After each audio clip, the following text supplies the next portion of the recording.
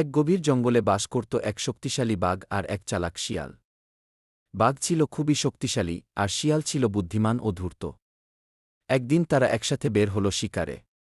হঠাৎ তারা দেখতে পেল এক বড় হরিণ জঙ্গলের মধ্যে ঘুরছে। বাঘ সঙ্গে সঙ্গে হরিণটার দিকে দৌড় দিল। কিন্তু হরিণটি ছিল চট্টে, এক ঝাটকায় পালিয়ে গেল।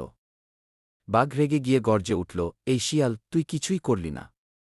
শিয়াল হালকা হাসি দিয়ে বলল, বন্ধু, সবসময় শক্তি দিয়ে হয় না, একটু বুদ্ধিও দরকার।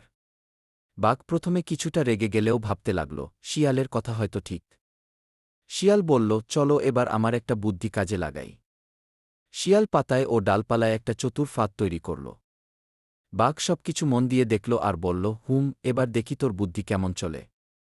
কিছুক্ষণ পর হরিণটা আবার ফিরে এল এবং ফাঁদের মধ্যে পা দিল। হরিণটি ফাঁদে আটকা পড়ে গেল, আর বাঘ এবার সহজেই ধরে ফেলল তাকে। বাঘ হাসতে হাসতে বলল, তুই তো দারুণ বুদ্ধি করে ফেললি। শিয়ালও হাসল, তাই তো বলি, শক্তির সঙ্গে বুদ্ধি থাকলে জেতা সহজ হয়। এরপর থেকে বাঘ আর শিয়াল একসাথে দলবদ্ধভাবে শিকার করত। তারা বুঝে গেল, শক্তি আর বুদ্ধি একসাথে থাকলে সফলতা নিশ্চিত। আর সবচেয়ে বড় শিক্ষা, একসাথে কাজ করলে অসম্ভবও সম্ভব হয়।